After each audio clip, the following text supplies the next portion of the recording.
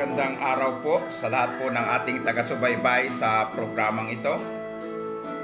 Sa umaga pong ito, muli po ang ating programang Bread of Life ay sasaipapawid upang kayo ay abutin, katagpuin ng salita ng ating Panginoon.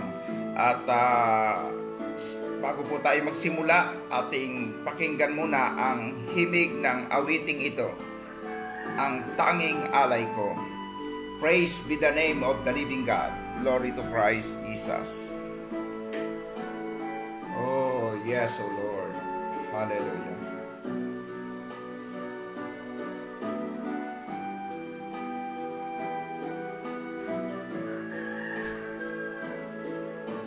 Thank you, Lord. Thank you, Jesus.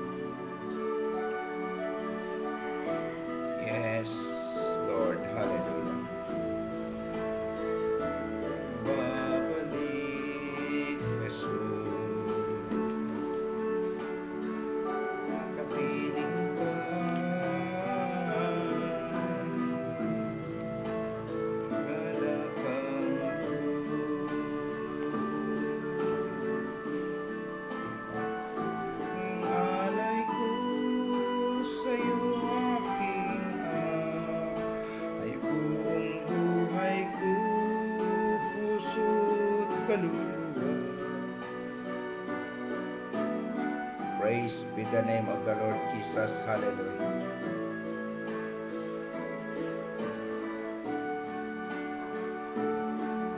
Tayo po ay manalangin. Purihin, luwalhatiin ka aming Diyos, amang makapangyarihan sa lahat. Sa umaga pong ito, lubos ka naming pinasasalamatan na ang programang Bread of Life ay muling sasaipapawid. Nasa pamagitan po ng programang ito ang aking mga tagapakinig, na aking mga kababayan, nasa iba't ibang panig man sila ng bansang ito at sa iba't ibang panig ng mundo, ay muling aabutin at kakatagpuin ang iyong salita. At muli ipaparating mo ang mahalagang mensahe mula sa iyong salita na dadalhin po ng iyong lingkod. Ang dalangin po namin, patnubayan po ninyo kami samahan sa pagsasaimpapawid ng programang ito. Nanawa ang bukas na puso at isipan ay ilagay po ninyo sa lahat ng aking mga tagapakinig at taga-subaybay sa programang ito. Saan man sila naroon, Panginoon, udyokan po ninyo sila na maglaan ng oras at panahon para pakinggan ang banal na mensahe na gusto po ninyong iparating. At nawa, Panginoon, samahan po ninyo kami upang manamnam namin kung ano ang mga kapahayagan na nais mong iparating at kaming lahat ay maging bukas sa pagtanggap nito. Tulungan mo kami, Panginoon, na makita namin ang mga katotohanan mula sa iyong salita. Maunawaan po namin ito at tulungan mo kaming ito po ay aming mai-apply sa aming pang-araw-araw na buhay. Salamat, Panginoon. Purihin ka. Kami inibig mo sa kabila ng aming mga pagkukulang, sa kabila ng aming mga kasalanan. Salamat. Purihin ka, Panginoon. Dakila ang iyong pag-ibig. Hindi kayang arukin. Kaya kulang ang salitang pasasalamat para po tumbasan ang iyong kabutihan, kagandahan, Lord. Lord, gawin mo kaming karapat dapat sa iyong harapan sa pagninilay-nilay namin, sa pagtanggap namin ang iyong mga salita, at sa amin pong mga pananalangin, sa amin pong mga pagsampa, mga gawaing paglilingkod sa iyo. Gawin po ninyo kaming karapat dapat. Salamat po. Purihin ka, luwalhatiin ka. Dakila, dakila ang iyong banal na pangalan. Lahat kami ay dapat patuloy na sumamba at magpuri sa iyo. At tunay nga na sa umagang ito, buong puso ka naming binibigyan ng parangal, papuri at pagluwalhati. At minsan pa, iniaalay po namin sa iyo ang programang Bread of Life upang iyong patuloy na kalingain, lalo na ang lahat ng aking mga masugid na taga-subaybay. Basbasan po ninyo ang bawat sa amin at pagpalain sa pangalan na iyong anak na si Jesus. Ito po ang aming dalangin, lakip ang papuri at pasasalamat. Amen and amen. Purihin ng Diyos. Muli, isang mapagpalang umaga po ang pagbati ko sa inyong lahat. Ngayon po ay araw ng Sabado, 31 po ng buwan ng Oktubre, at sa pagtatapos po ng buwang ito ay may mga nakakalungkot na balita, pero dahil mayroon tayong Diyos na sa atin po ay kumakalinga, alam naman natin na sa lahat ng sitwasyon, sa lahat ng panahon ay nariyan ang Panginoon para tayo ay bigyan ng tapang at lakas ng loob. Amen. Bakit ko po nasabing mayroon tayong nakakalungkot na balita ngayong pagtatapos ng taong ito? Ito po ay dahil po sa magkakasunod na bagyo at trahedya po na dumarating po. So di pa po natatagalan na nanalasa ang nakaraang bagyo, at ngayon po ay mayroon pong malakas na bagyo, 160 kilometer o per kilometer sa per hour, at ang lakas po nito ay masasabi nating halos mag super typhoon na ito, dahil ang bugso ay maabot po ng 200 o 175. So yung tatamaan at masisintro po ng bagyo ay talaga pong kawawa, at ang malungkot po niyan ay baka ho magpanabay pa ito sa araw ng Lunes, at yung mga lugar na tatamaan ay talaga pong mapipinsala ng husto. Pero sa kabila ng lahat ng ito, tayo po ay patuloy na magpasalamat, magtiwala po sa ating Panginoon. So, sa lahat ng mga naka-online, good morning po. Hindi ko man po maisa-isa inyong mga pangalan. Kayo po ay aking binabati ng isang mapagpalang umaga. At sa umaga pong ito, muli ang inyong lingkod, si Evangelist Rodrigo Bacos, ay narito para po maghatid sa inyo ng pagkain ng ating buhay spiritual, ang salita ng ating Panginoon. Kaya nga po ang programa natin, Bread of Life, dahil naghahatid po tayo ng pagkain ng buhay at dili iba ang salita ng Diyos. Ipagpaumanhin po ninyo na hindi po tayo nakapag-live ng 2 days. Dahilan po mag 3 days nga pala 3 days nga pala. Dahil Thursday, Friday, 2 days po, 2 days. Ang dahilan po, tayo po ay tumawid po sa island, at may mga inasikaso po tayo. Alam po naman ninyo, tagbagyo ay marami po ang mga dapat na ayusin at ihanda. At tayo po ay nagsisikap na makapagpakabit po ng wifi sa ating home base doon sa Calaguas Island. Medyo mahirap po pag wala pong wifi, dahil hindi ho tayo nga makapag-air sa ating programa pag tayo po ay nandoon. At loobin po ng Diyos at tayo po ay nananalangin na sa mga darating na buwan ay magkaroon na po tayo ng maayos na internet connection doon po sa ating home base sa Calaguas Island. So maalam na pagbati po sa lahat ng aking mga kababayan dito po sa lalawigan ng Camarines Norte. Pinagpapauna ko na pong sabihin sa inyo na tayo po ay maghanda-handa. Malakas po ang paparating na bagyo, at tayo manalangin na nawa ay tumaas ito at hindi po manalasa sa kalupaan, at malisyaan po tayo.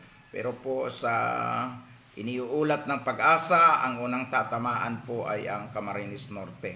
Kaya po hingi ho tayo ng proteksyon sa Panginoon, na nawa ay walang buhay na mapinsala. O alam naman natin, yung mga ari-arian natin, lalo na yung mga agricultural product, ay talaga hong tatamaan po yan. Pero ganun pa man, ipagkatiwala natin ang lahat sa Panginoon. Under control po ng Panginoon ang lahat. sa mga kababayan ko mga Bicolano, sa Naga City, Legazpi, Albay, Sorsogon, dyan po sa Catanduanes.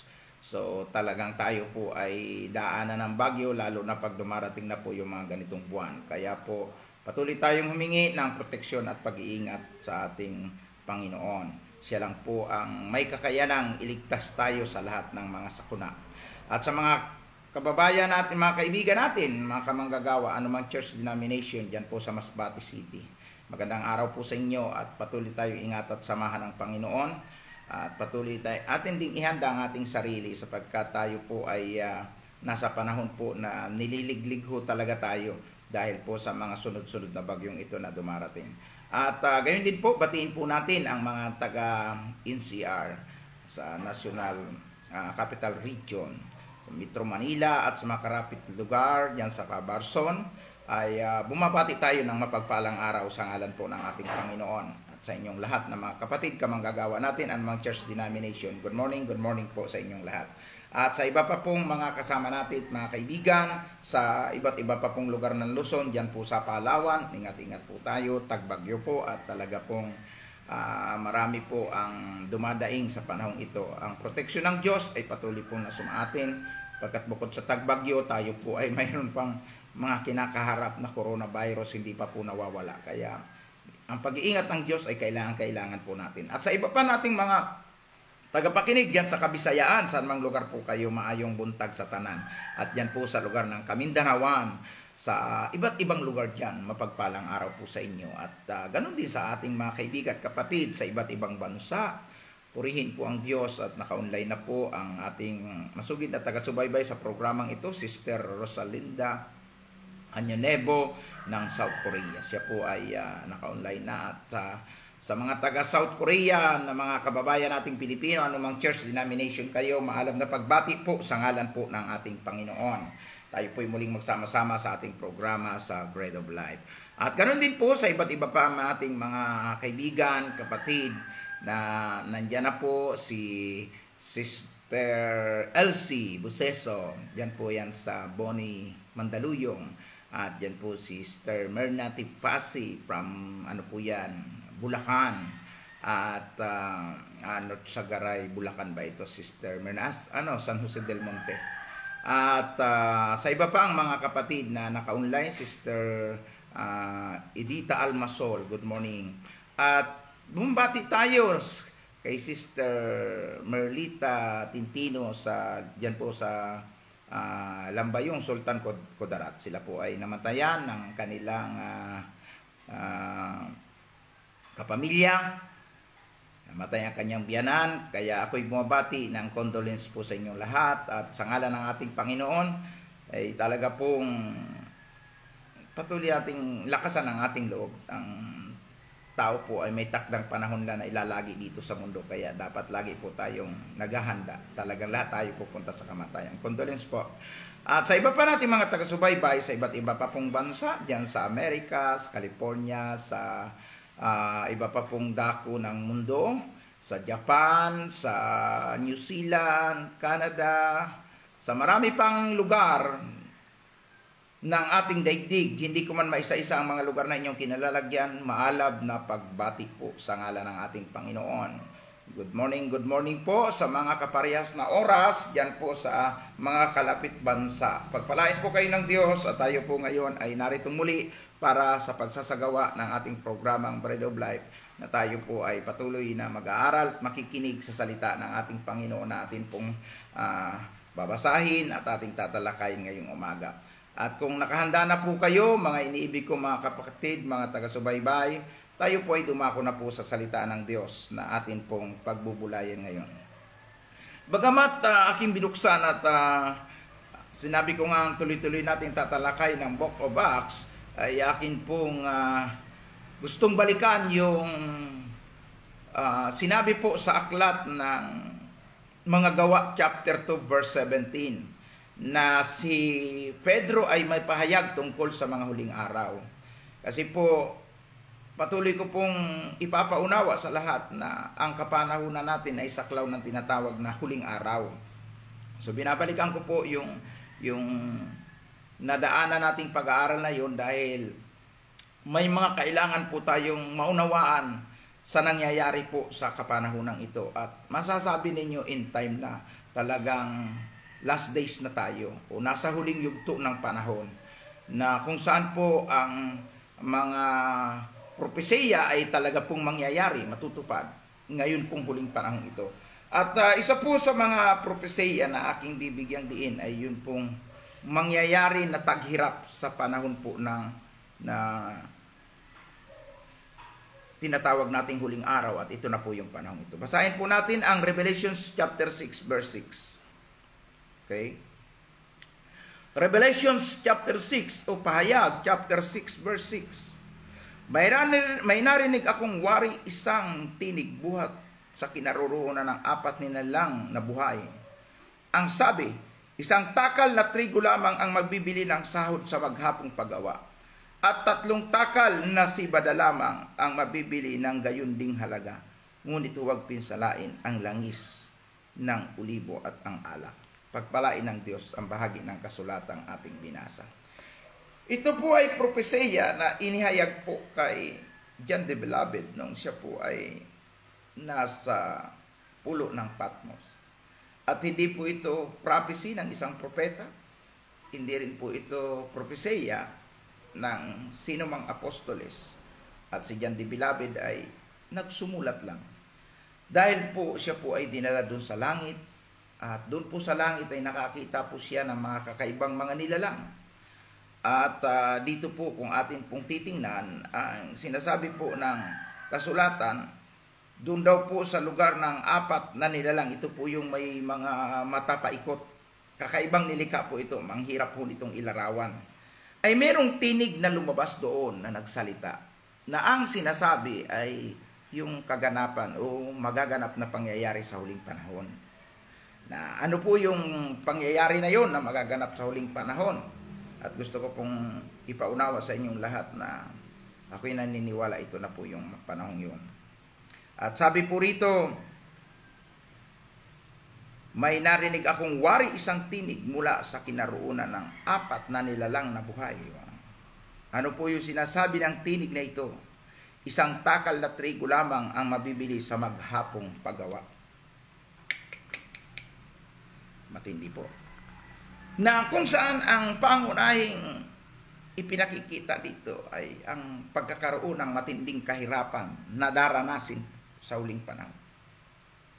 Can you imagine, maghapong paggawa mo ay isang takal lang na arena.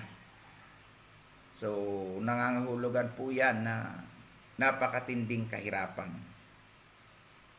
Na ipinakikita din po dito yung halos ang pera ay mawawala na ng value. Ay yan po ay nangyayari ngayon na halos yung hawak mong 500 ngayon, pag umikot ka sa palengke at namili-mili ka, ay saglit lang. Samantalang noon, piso lang, ay napakarami mo nang mabibili. Nangangahulugan po yan ng pagmahal ng mga bilihin. Ngayon ay sobrang taas po ng bilihin. Nakakalungkot pong isipin. Kami po'y bibili ho ng isda, doon po sa port mismo.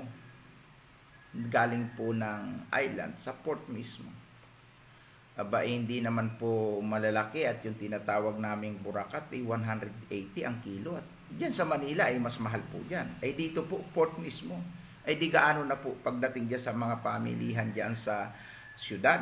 Di lalo po sigurong ubod talaga po ng mahal. At ang mga gulay po ay patuloy na tumataas. Ang dahilan po niyan, dahil po sa sunod-sunod na mga calamity, kung hindi na po makapagtatanim ang mga tao at napipinsala po ng mga bagyo ang mga pananim, ano po ang kahinat na natin? Ayan po. Ang isang piraso ng okra ay baka ho piso na lang yan. O mas mahal na nga po, kasi sabi po nitong aking tinutuluyan dito po sa diet ay 8 piraso po ay 10 piso, di lagpas piso na po yung isa. Mabuti kung malalaki, maliliit. Ganyan po katindi po ang bilihin natin ngayon. Sa mga gulay-gulay lang po yan. At lalala pa po ang pagmahal ng mga bilihin, lalo na ang mga agricultural product. Bakit po? Ito nga po, sunod-sunod po ang ating mga trahedya at bagyo. At halos po ang ating mga pananim, ang mga agricultural product po ay siya pong pangunahing tinatamaan at napipinsala. At naniniwala ako na hindi pwedeng pasubalian kung ano po ang sinasabi ng banal na kasulatan. Yan talaga po ay matutupad, yan po talaga ay mangyayari, na kung saan po ay ipinapahayag dito na yung maghapong pagtatrabaho mo ay halos mawawala ng value. Liliit ang halaga ng pera dahil sa sobrang taas ng mga bilihin. So, ang malungkot po nito, may pandemic tayo, may mga kumpanya na sarado, may mga, katulad po halimbawa ng mga bus company, wala tayong biyahe na mga provincial buses. At kung may mga paninda po sa ibang lugar na pwedeng makatulong sa mga lugar na tinatamaan ng kalamidad, ay hindi po nila basta-basta madadala. Napakahirap pa po ng pagbiyahe ngayon. Bago ka makabiyahe, kailangan mo ng travel pass. Ang daming mga busisi, ang daming mga kakailangan, at may mga iba pang lugar na nire-required na dapat naka-swab test. Tapos ang swab test ay hindi naman po libre. Mabuti po kung libre. Magbabayad ka pa, gagastos ka na sa pamasahe, magta-travel pass ka pa, at yun po, kung may agricultural product ka na gusto mong ipagbili sa isang lugar, hindi mo pwedeng basta madala ng ganun-ganun lang. Ang dami pang mga busisi at proseso at gastos na gagawin mo. Kaya talagang ang mga tao ngayon ay dadaing, hindi lang po sa ating bansa, kundi po, ito po ay global po ito. Ang krisis na mangyayari at paglala ng kahirapan ay hindi lang po tatama sa isang bansa, kundi ito po ay buong mundo. At ang pahayag na sinasabi ng Biblia ay hindi po mangyayari para lang sa isang lugar, kundi ako'y naniniwala sa buong mundo. At ano po ang dahilan? Bakit po ganito ang kasasapitan ng mga tao? Na inihula din po ito sa bahaging ito ng sulat ni Juan, na daranasin po pagdating ng araw na magkakaroon ng malalang kahirapan. Kasi po, dito po ay ang ipinakita po kasi dito kay San Juan ay isang itim na kabayo. 4 na kabayo po ito, pero doon muna tayo sa itim na kabayo, na kung saan ang inilalarawan po ay yung pagkakaroon po ng matinding taghirap na mararanasan po ng maraming tao. Kaya nga po, sa panahong ito ay dapat po tayo'y magpalakasan ng loob, magpaalalahanan, kasi po wala ho tayong paghuhugutan ng lakas kung hindi ang salita ng Panginoon, na bago po mangyari ang anumang mga kalamidad at krisis sa buhay ng tao, ay maihanda nila ang kanilang mga sarili, at para sa panahong yaon ay hindi po tayo masyadong panghinaan ng loob, kundi bagkus ay magkaroon tayo ng tapang na harapin ang lahat, sapagkat alam natin na ito ay kaganapan ng mga ipinapahayag ng Panginoon sa banal na kasulatan. Kahimat kailan ay hindi po kayang baliin, pasinungalingan kung ano ang sinasabi ng Biblia. Lalong-lalo na po sa mga kaganapan na mangyayari sa huling panahon. Ano pa po ang ating makikita na magaganap ngayong mga huling kapanahunan o tinatawag nating last days? Bukod nga po sa pagkakaroon ng matinding kahirapan, pagtaas ng bilihin at pagbaba ng value ng pera, ay mararanasan po ito pong kahirapan, itong matinding kahirapan. Ang dahilan po ay ang mga tao po ay magkakanya-kanya, magiging sakim at magiging makasarili, na wala na silang iisipin para sa kapakanan ng iba, kung hindi puro na lang sa sarili nila. At yan po ay inihayag din na yan po ay mga mangyayari din sa huling panahon. Babasahin po natin. Ikalawang sulat ni Apostol Pablo kay Timoteo, mulang talatang 1 hanggang 5. Tandaan mo ito, mababatbat ng kahirapan ng mga huling araw. Ang mga tao ay magiging makasarili, gahaman sa salapi, palalo, mayabang, mapang-alipusta, suwail sa magulang, walang utang na loob at lapastangan sa Diyos. Bukod dito, magiging malupit sila, walang habag, mapanirang puri, mapusok, marahas at mamumuhi sa mabuti. Hindi lamang iyan, sila'y magiging taksil, walang taros, palalo at mahilig sa kalayawan sa halip na sa mga bagay na ukol sa Diyos. Sila'y magkukunwang may pananampalataya, ngunit hindi naman makikita sa buhay nila ang kapangyarihan ito. Iwasan mo ang ganitong mga tao. Yan. May inihahayag din si Pablo doon sa atin pong binasa sa sulat ni Juan sa aklat ng Revelation, ay maliwanag na may inihahayag siya na mangyayari na matinding krisis o taghirap.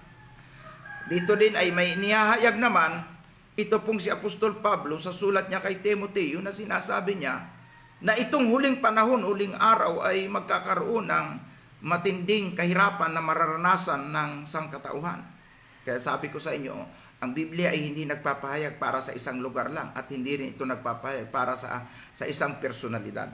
Nagpapahayag ang Biblia na tumutukoy po na malawakan po ang gustong paratngan at ito po ay mensahe para sa lahat ng tao sa buong mundo. Na dapat mong malaman natin na ang huling panahon ay sadyang delikado. Bakit po? Ito daw po ay mababatbat o mararanasan, mapupuno ng matinding mga kahirapan ang buhay ng maraming tao. Salamat sa mga taong estabilisado. Pero alam po ninyo, nakatatakot po na kung sa panahon ito na lumalaganap ang matinding krisis, ikaw ay nagpapasasa lang sa iyong mga tinatangkilik, iniisip mo lang ay sarili mo. Tatamaan ka ng nasa pahayag na ito na sinabi ni Apostol Pablo na inihayag niya kay Timoteo, na sinasabi po na ang dahilan kung bakit mababatbat ng kahirapan ay ang mga tao po ay magkakanya-kanya at magiging makasarili. Ayan, no? Magiging makasarili, gahaman sa pera. Ayan po ang nakakalungkot. Isipin po ninyo, pera na dapat pakinabangan ng taong bayan, kinukurakot ng iilang mga nakaposisyon sa gobyerno. Alam po naman ninyo, putok na putok itong balita tungkol sa PhilHealth. Ay, ano ho yung PhilHealth? Sila po yung takbuhan ng mga may karamdaman, mga nasa ospital na inaasahan natin na sila yung kailangang tulungan. Pero dahil po sa mga taong sakim at makasarili, ay nalilimas ang pundo ng PhilHealth. Saan pa ngayon tatakbo ang ating mga kababayang walang-wala na halos wala silang maibili ng kanilang mga gamot at mga pangailangan sa ospital. So, kung ang ahensya ng gobyerno na pwedeng sumaklulo at tumulong ay hindi na po makatulong, nandyan din po ang PCSO na isa rin po sa tumutulong. Pero po, paano po kung sa panahong ito ay stop po ang mga operation? So bagay ako hindi naman po agree at sugal po yung sweepstake. Minsan na nakikita po natin yung kabilang side lang na nakakatulong. Pero po, ang aking gustong ipakita sa inyo mga kapatid, ay itong mga tao na sa halip na tumulong sa paghihirap ng bayan, ay nangungurakot pa sa bayan. Talaga pong daranas talaga ng matinding kahirapan. Ang dami yung mga bansa, nakapag-ikot na rin po tayo sa napakaraming bansa, ay naobserbahan ko po na talagang maunlad sila. Ang dahilan po ay ang nararapat para sa taong bayan ay naibibigay nila. Ang buwis ay hindi po nila kinukurakot. Yung kabangyaman nila ay iniingatan nila. Katulad po halimbawa sa New Zealand. Alam mo ninyo, ang ganda ho ng bansang yan. At talaga pong isa po sila sa peaceful country. At napakaunlad po ng buhay ng maraming tao. Hindi ho kurap ang kanilang gobyerno. Maging ang Korea po ay atin na rin pong naikot-ikot po yung maraming lugar dyan. Lalo na po dyan sa South Korea. Ay dyan sa Seoul. Masagana ho sila. Hindi ho talaga grabe ang kahirapan na katulad po sa mga katulad nating bansa na number 1 po pagdating po sa korupsyon. Nagpapahirap po kasi ito sa taong bayan. Ang sabi ko kasi ng Biblia, pag dumating na po yung huling panahon, ang mga tao ay magiging sakim, makasarili at gahaman. At dahil sa pagkamaggahaman po ng marami, yung mga tulong na dapat mabigay sa mga maralita ay hindi na po napupunta sa mga maralita dahil po sa mga taong gahaman sa salapi. At yan po ang matinding problema natin. At kung ang pera na dapat maitulong sa panahon ng taghirap at krisis ay pinakialmanan ng mga taong sakim at makasarili at gahaman, ay talaga pong malulugmok na maigi ang mga tao sa kahirapan. At iyan po ay nakahula na po sa Biblia bago pa po iyan maganap. Kaya katulad ng binasa natin sa 2 Timothy chapter 3. At nakakalungkot pong isipin, kung minsan kahit mga Kristiyano na, ay nandun pa rin yung pagkagahaman at pagkamakasarili. Kahit na mga may pera sila, hindi talaga sila basta tutulong at magbibigay. Kahit kailangan mo na ng tulong, ay nandun nga po yung pagkamakasarili na lagi nilang iisipin ay yung para sa sarili nila. Hindi nila binibigyang halaga ang utos ng Panginoon na dapat tayo po ay magtulungan sa ating mga pasanin na dapat nating balikatin. Maliwanag naman po yan, Galatians chapter 6 verse 2, na magtulungan kayo sa inyong mga pasanin dahil sa ganitong paraan ay matutupad din nyo ang utos ni Kristo. Ano po ang utos ni Kristo? Ibigin mo ang iyong kapwa tulad ng iyong sarili. Marami po yun nagsasabi sa atin, tayo po ay Kristiyano, tayo po ay anak ng Diyos. Pero ang tanong, kaya mo ba talagang i-apply ang utos na nagsasabing ibigin mo ang iyong kapwa tulad ng pag-ibig mo sa iyong sarili? Dahil kung ito po ay talagang i-apply natin sa ating buhay at uunawain nating mabuti ang salita, ibigin mo ang iyong kapwa tulad ng pag-ibig mo sa iyong sarili, na ito yung gamot ngayon sa lumalalang krisis, kahirapan. Na ibig sabihin nun, kung gusto mo talagang magmalasakit sa iyong kapwa, kung may kinakain ka at alam mong may mga nagugutom, mag-share ka ng blessing mo. May pera ka, mayroong taong walang-wala, lalo na ngayong panahon ng tagbagyo, panahon ng krisis. Huwag kang manguntento. Mabuti ako dito, basta mahalaga may pera ako dito, safe ako dito. Bahala sila dyan, mangkanrolubog sila dyan ng baha. Bahala sila dyan, hampasin sila ng malalakas na bagyo. Total, nasa safety akong lugar. Napakawalang konsensya mo. Kung alam mong nagdarahop na, wala nang makain ang iyong mga kababayan, lalo na kung mga kapatid sa pananampalataya. Di ba? Na sila po yung mga pangunahing tao na dapat kung tayo ay may mga pagpapala, ay share natin, bahagi na natin sila ng mga pagpapalang natatanggap natin, especially po ang mga taong naglilingkod sa Panginoon. Sabi nga, sa isang sulat din ni Pablo dito kay Timoteo, huwag mong busalan ang baka kapag siya ay gumigi. Ganon din ika. Ang manggagawa ay dapat ninyong tulungan o bigyan. Amen. Kung nagtatrabaho tayo sa ubasan ng Panginoon. So, ang pagtulong na tinutukoy ko po ay malawakan. At kung mayroon tayong kakayanan ay gawin natin. Kasi po, part ng ating Christian life, yung tayo ay magbigay sa panahong may mga biyaya at pagpapala tayong tinatanggap. Huwag natin kakalimutan ang para sa Diyos, ibigay natin yan. Saan natin ibibigay? Hindi sa mga naglilingkod, sa mga ginagamit ng Panginoon, sa mga church, sa mga gawain na para sa Panginoon. Ilaan po natin yan. Pangalawa po, na dapat nating tulungan para po tayo po ay makalaro, makalaban sa panahon ng taghirap, yung atin pong mga relatives, mga kapamilya. Hindi naman po masama pag malasakitan natin ang ating pamilya. Kasi kung sila po ay wala at gipit, meron tayo. Gawin po natin ang ating makakaya na makatulong. Dahil hindi naman po tayo nabubuhay sa sarili lang natin. At hindi tayo mamamatay para sa sarili lang natin. Kapwa natin, kailangan natin. Kaya meron tayong awit, walang sino man ang nabubuhay para sa sarili lamang. Walang sino man ang namamatay para sa sarili lamang. Tayong lahat ay may pananagutan sa isa't isa. Amen po. Dapat po makita po natin ang kahulugan ng awit na yan. Na sana po hindi lang inaawit yan ng mga nasa simbahan, kundi personal may apply po natin sa ating mga buhay. na tayo ay may pananagutan. Hindi tayo pwedeng mabuhay para sa sarili lamang. Bakit? Bata ka pa lamang, may mga tao nang nagpakahirap sa iyo eh. Kaya mo ba na pagkatapos mong isilang sa mundo at nabuhay dito buhayin mo yung sarili mo hanggang lumaki ka? Magkaisip ka?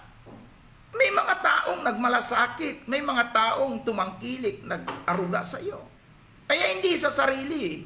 Isipin mo ang iyong pamilya, ang magulang mo na nagpakahirap sa iyo mula sa pagkabata mo.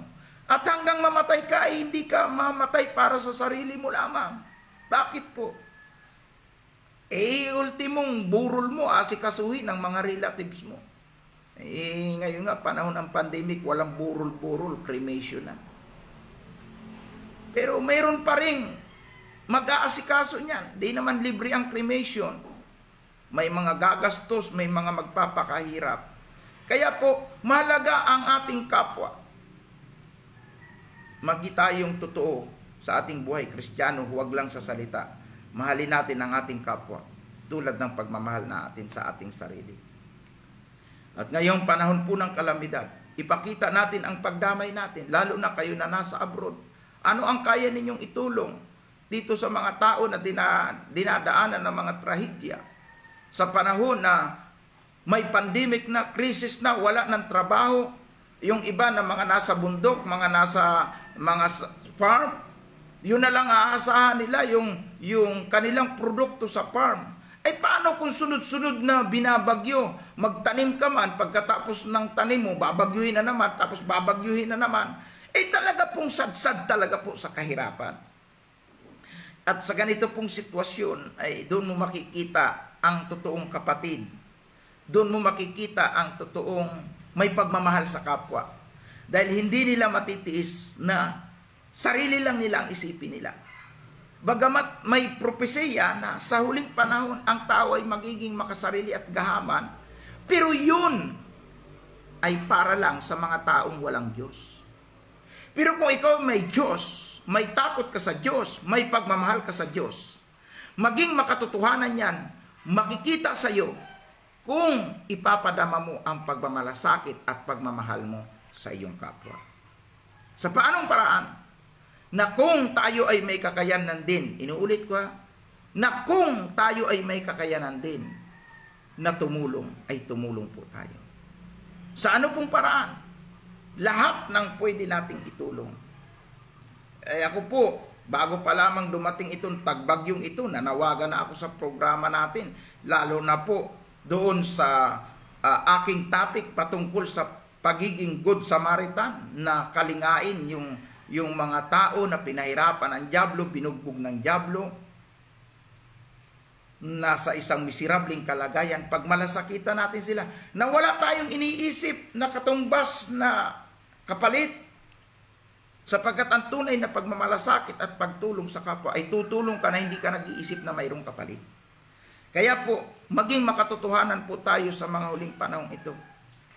Ang lakas ng isa't isa ay mananatili kung may pagmamalasakitan at pagtutulungan.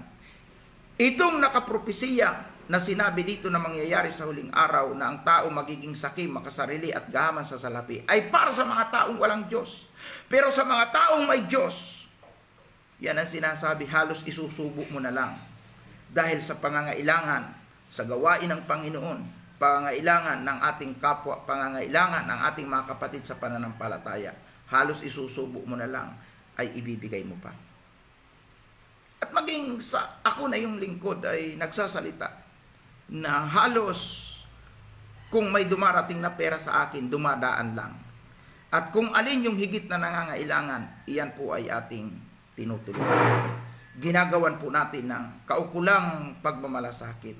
At katulad ng binabanggit ko nga sa inyo, sa panahon ng tagbagyo, marami po ang talaga pong maghihikahos, dadaing.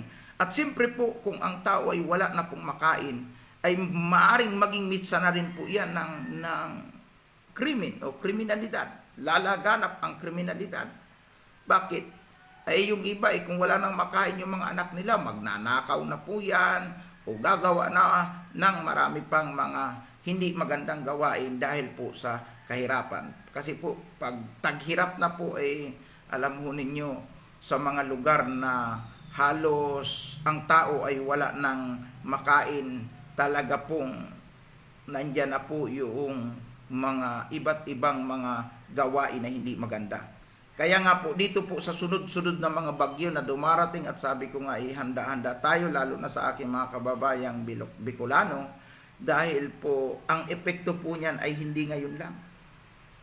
Hanggang sa mga wala ng bagyo, dahil wala ng kabuhayan ang tao, wala ng makuna ng pagkain, at yung mga nag-iempleyo naman, dahil nga po sa sitwasyon ng ganito, mayroon tayong pandemic, ay hindi naman po maayos at normal ang trabaho.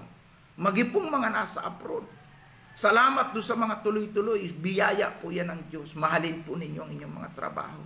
Gawin niyo yung the best na magagawa ninyo para manatili na kayo ay may maayos na work, kumita, at nawa ninyong isipin na kayo binigyan ng Diyos ng kalusugan at kalakasan at trabaho para sa sarili lang. Isipin po natin na may mga tao na dapat nating pagmalasakitan at tulungan. At kinukot ko nga yung verse doon po sa Mateo 25 mulang 31 na darating ang araw na ang tao ay haharap sa Diyos.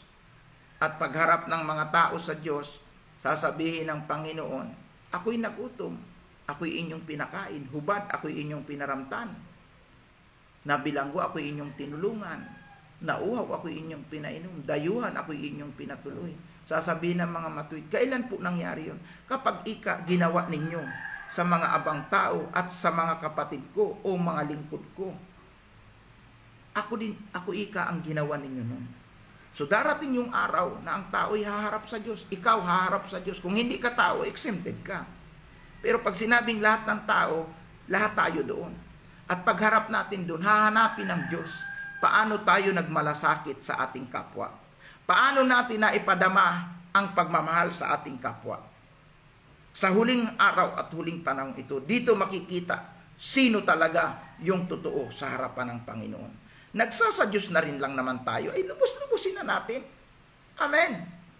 Gawin nating makatotohanan ang ating pagmamahal at pagmamalasakit sa ating mga kapatid sa pananampalataya, sa ating mga kapamilya.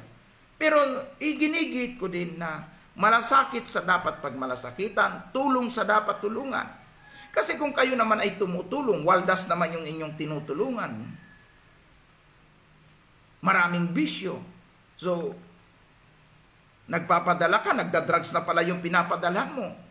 O, kayod ka ng kayod dyan sa abroad. Pagkatapos yun naman pamilya mo dito, walang pakundangan kung gumastos. Lasingan dito, lasingan doon. Yung iba nga naghihikahos na nga, naghihirap na nga nakukuha pang bumili ng alak para magpakalasing. Bili ng sigarilyo, nakukuha pang magsugal. Tapos yan ay susuportahan at tutulungan mo. Para mo siyang sinuportahan sa ikaw kapahamak at ikasisira ng buhay niya. Kaya tulong sa dapat tulungan kung alin yung talagang nararapat. At pangunahin po dyan, pagmalasakitan natin ang mga taong naglilingkod sa Panginoon. Dahil ang lahat ng ibinibigay natin ay hindi po nawawala ng kabuluhan. Yan ang tinatawag na good ground. Magandang lupa na kapag ikaw ay naghasik ng binhi, tutubo, lalago. So sabi nga, ang mga totoong lingkod ng Panginoon, kapag tinulungan natin at ginawa natin yan sa kanila, babalik ng mas doble-doble pa ang bawat itinutulong natin. Kaya huwag tayong magsawang tumulong sa gawain ng ating Panginoon, sa mga naglilingkod sa Panginoon. Sila yung mga kapatid na sabi ng Panginoon, ang gawin ninyo sa aking mga kapatid na ito, sa akin ninyo ginawa. Kaya nga, sa may mga kakayanang tumulong ay patuloy po tayong tumulong, sumuporta. Sa panahon ng mga kalamidad, ang mga tao na naghihikahos, abutin po natin sila. Ang mga tinatamaan ng matinding epekto ng mga sunod-sunod na bagyo, ipanalangin po natin. At ipanalangin din po natin ang mga bagyong ito na nawa ay itaas na lang at hindi po tumama sa kalupaan. At kung tumama man at marami ang mapirwisyo, dun kakailangan Hindi lamang prayer, kasi kung sabihin, ay sige, ipagpipray ka namin, pero wala tayong ginawang pagtulong, walang kabuluhan yung iyong prayer. Sapagkat ang itinuturo ng Panginoon, ipadama mo ang tunay na pagmamalasakit at pagmamahal mo sa iyong kapwa. Iyan po ay nakapropeseya na sa huling araw, ang tao po ay magiging gahaman sa salapi, ang mga kabataan magiging suwail sa magulang, at ang mga tao daw ay magkukunwaring makadiyos pero hindi makikita sa gawa nila. Ang liwanag na po ng sinasabi. Basahin po ninyo yung chapter 3 na yan ng 2 Timothy. So, marami yung nagpapakilalang Kristiyano, mananampalataya, pero walang totoong malasakit sa kapwa. Walang totoong malasakit sa gawain ng Panginoon. Walang totoong pagmamahal. Walang totoong pag-ibig sa kapwa. Gayong ang utos ng Panginoon, ibigin natin ang ating kapwa tulad ng pag-ibig natin sa ating sarili. Sa huling kapanahunan ito, maging makatotohanan po tayo. Magsiibig tayo, hindi sa salita, kundi ipadama natin sa pamagitan ng gawa. Amen. Amen. At ang ating pagiging Kristiyano ay huwag sa nguso, kundi dapat mula sa puso. Siya sabi ko, nagsasadyos na rin lang tayo ay lubos-lubusin na natin. At maniwala tayo, lahat ng mabubuting gawa na ginagawa natin for the Lord ay hindi pawawala ng gantimpala. Patuloy kang aalagaan ng Panginoon, puproteksyonan, patuloy nakakalingain ang iyong buhay, ang kabuhayan mo, pagpapalain ng Diyos. Bakit? Totoo ka sa iyong pagiging Kristiyano. Sa huling araw at huling panahon ito, mga iniibig ko mga kapatid, na lumalala ang kahirapan at tinarating tayo ng mga trahedya. May pandemic na, marami ng mga walang trabaho, marami ng mga tao ang hirap na hirap, tatamaan pa ng mga kalamidad. At ang malungkot ay hindi lang once. Katulad nito, sunod-sunod na kalamidad. Saan tatakbo ang tao? Ang magandang balita, magsarado man ang mga bangko. Dito kasi yung mga land bank dito nagsara ay natamaan po ng virus yung mga empleyado. Magsarado man ang mga bangko, magsarado man ang mga kumpanya, mga pabrika na ating tinatrabahunan. Mayroon pong 24 hours na bukas. Nandun po sa langit. Na nagsabi, kumatok kayo, kayo bubuksan. Humingi kayo, kayo bibigyan. Humanap kayo, kayo makakasumpo. Iyan ay sinabi ng ating Panginoong Hesus. Saan? Sa mga taong may relasyon at pananampalataya sa Kanya. Kaya kaibigan, kapatid ko minamahal, ano man ang sitwasyon at kalagayan mo sa buhay, huwag kang manghina sa pananampalataya. Tumawag ka sa Panginoon. Jeremiah 33:3, tumawag kayo sa akin, kayo aking diringgin, at ipapahayag ko sa inyo ang mga dakilang bagay na hindi nyo kayang ipaliwanag. Tawag po sa Panginoon. Nandyan po siya. Sa panahon ng mga trahedyang ito, sama-sama tayong laging manalangin sa Diyos. Hingin ang saklulo galing sa langit. At maniwala po tayo, may mga tao po na ang tibok ng puso ng Diyos ay nararamdaman nila, na pwedeng gamitin ng Diyos. Kasi hindi naman kailangan bumaba ang Panginoon, magdala ng laksa-laksang anghel para ibigay ang kailangan mo. Hanggat ang mga tao na bubuhay dito sa mundo, pwede silang gamitin ng Diyos na magmalasakit sa mga nangangailangan, na sila ang magsisilbing kamay ng Diyos. Ang kailangan lang, magtiwala tayo sa Panginoon, sapagkat siya lang ang may kakayanang tumulong sa lahat ng ating problema, sa lahat ng ating pangangailangan. At ngayong umaga, tayo po ay darako po sa pansamantalang pagtatapos ng ating programang ito. Bukas pong muli, magsasama-sama po tayo. At bago po tayo magtapos, sama-sama tayong lumapit at manalangin sa paanan ng ating Panginoon. Ano man ang inyong mga prayer request at pangangailangan, sama-sama nating idulog sa paanan ng Diyos. At maniwala tayong sa Diyos ay laging may solusyon. Huwag natin siyang kalimutan na kahit na panahon ng krisis, panahon ng tagbagyo, panahon na maraming mga problema, mga namamatayan tayo, natatamaan tayo ng epekto ng pandemic, natamaan tayo ng mga krisis na ito, huwag nating kalimutan mga kapatid na laging magpasalamat pa rin sa Diyos. Hanggat tayo'y buhay, hanggat tayo'y may lakas, hanggat tayo po ay may hininga, magpuri, magpasalamat pa rin tayo sa Diyos, sapagkat sinasabi po ng Efesos 5:20, pasalamatan nyo ang Diyos sa lahat ng pangyayari dahil siya ang kalooban niya ang lahat, at tayo po ay hindi niya iniiwan, din niya tayo pinababayaan.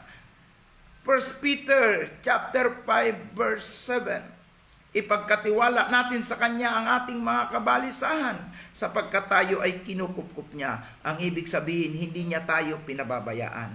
Awitin po natin, pakinggan po natin ang awit na nagsasabing pasalamatan ang Diyos o give thanks. At habang ninanamnam natin ang mensahe ng awiting ito, tayo po ay magnilay-nilay at patuloy na magpakababang lumapit sa Diyos, pakupkup sa Diyos, at maniwala po tayo hindi niya tayo pabayaan. Amen. Praise be the name of the living God.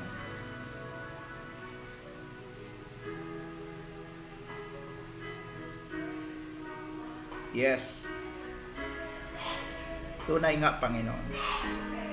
Salamat, Panginoon, sa kalakasan, sa katatagan ng loob, sa biyaya, pagpapala, sa lahat ng mga nangyayari na iyong pinapangyari sa buhay namin. Salamat, Panginoon, sa likod ng mga nagaganap na pangyayari. Kami ay mayroong lakas, mayroong kang tapang na ibinibigay sa amin upang makaya po namin ang lumalalang kahirapan. Yes, O God. Salamat sa kalakasan ng loob, tapang ng pananampalataya. Salamat. Yes, Lord. Purihin ka, Panginoon. Oh, glorify your holy name, O Lord. Purihin ang iyong banal na pangalan. Tapat ka sa iyong mga pangako. Di mo kami iniiwan, di mo kami pinapabayaan. Salamat. Purihin ka, Panginoon. Oh, Ramayasandarabakhalayasakan.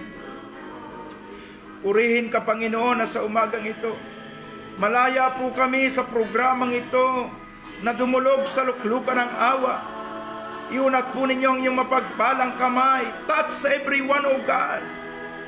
Sila na merong mababang kalooban.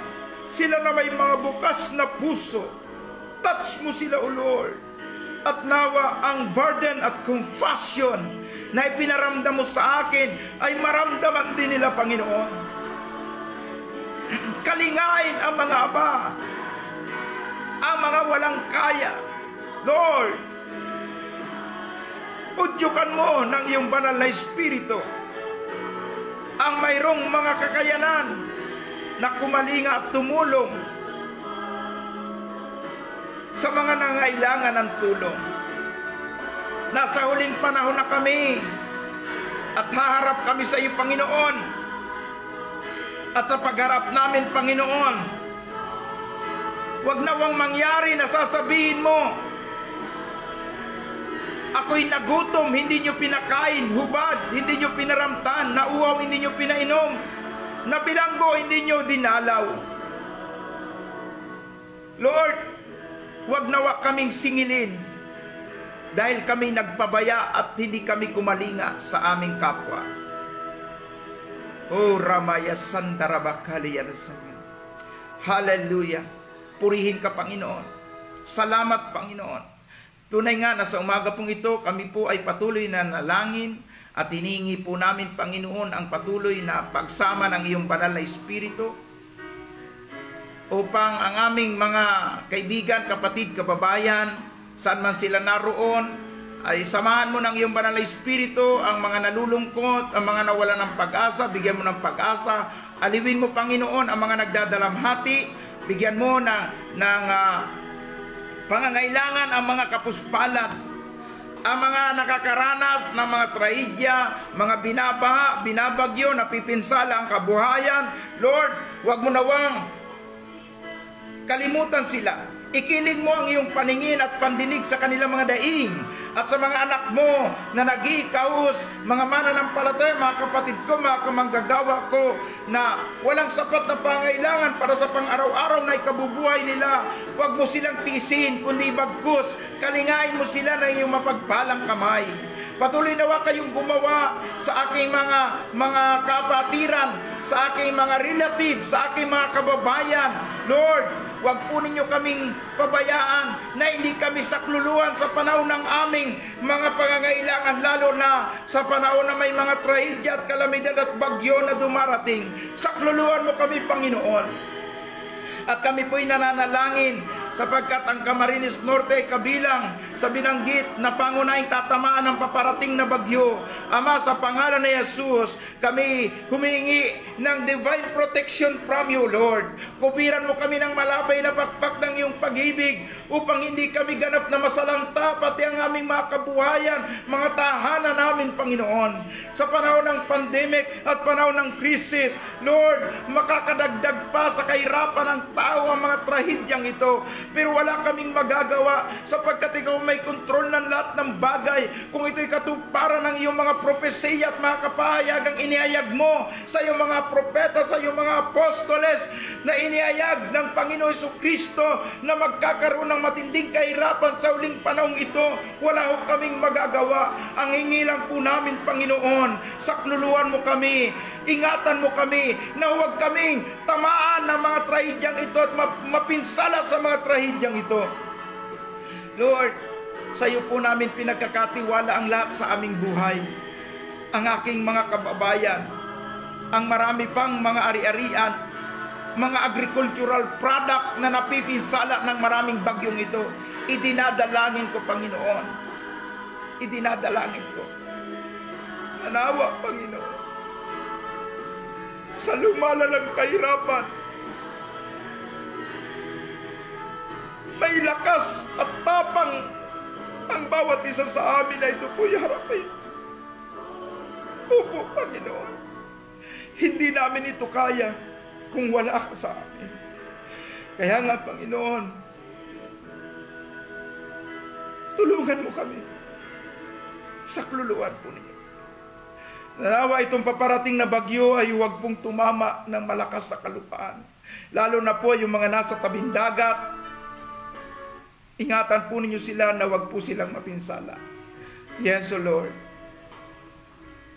Salamat, Panginoon, sa mga kapatid na kaisa ko ngayon nananalangin. Salamat sa aking mga taga-subaybay sa programang ito. Salamat, Panginoon. Sapagat kami may isang espiritu na malayang nakalapit sa iyong harapan. Salamat, dininig mo ang aming mga panalangin.